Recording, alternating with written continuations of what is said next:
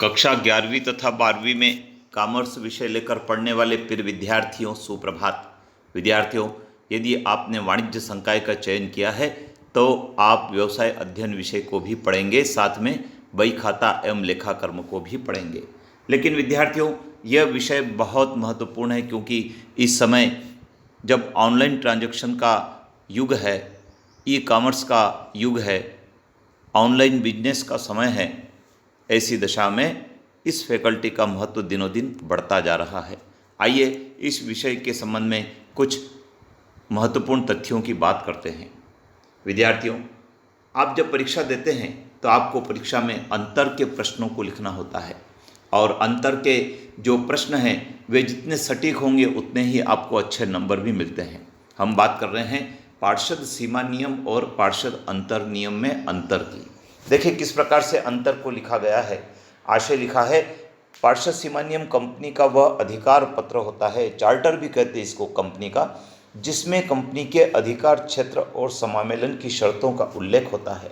यदि हम अंतर नियम की बात करें, जिसे अंग्रेजी में आर्टिकल्स कहा जाता है, कंपनी का वह आंतरिक नियम होता है जिसके आधार पर कंपनी का आंतरिक प्रबंध एवं संचालन किया जाता है।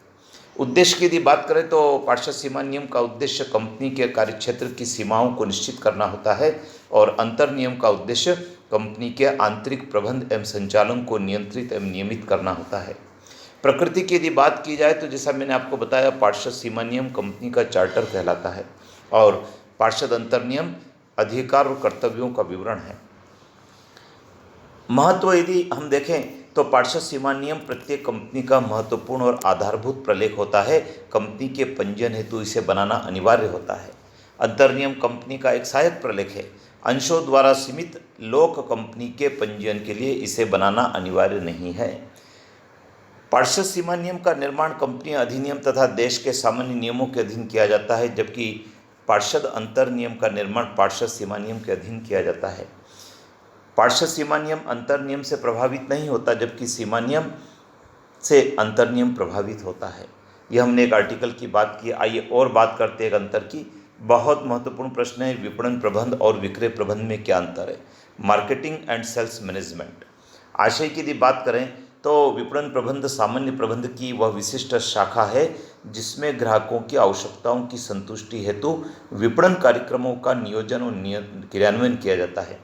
और विक्रय प्रबंध सेल्स मैनेजमेंट को यदि हम जानें तो सामान्य प्रबंध की वह विशिष्ट शाखा है जिसमें व्यक्तिगत विक्रय से संबंधित कार्यों का नियोजन, संगठन एवं नियंत्रण किया जाता है।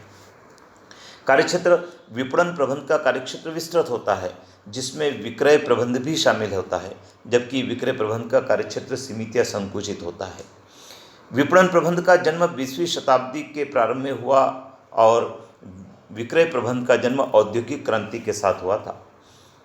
नियंत्रण की यदि हम बात करें तो विपणन प्रबंधक संस्था के महाप्रबंधक के अधीन कार्य करता है और विक्रय प्रबंधक विपणन प्रबंधक के अधीन कार्य करता है।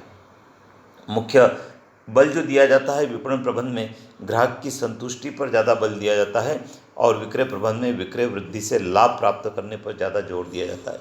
तो ये दोनों महत्वपूर्ण क्वेश्चन हैं। आप वार्षिक परीक्षा और पूरक परीक्षा यदि देने जा रहे हैं तो उस परीक्षा के लिए इन प्रश्नों को जरूर तैयार करें। इस चैनल पर बने रहें क्योंकि इस चैनल पर आपको अगले वीडियो में भी इसी प्रकार के महत्वपूर्ण तथ्यों के बारे में जानकारी दी जाएगी जो वाणिज्य संकाय के विद्यार्थियों के लिए बहुत उपयोगी है। जय हिंद।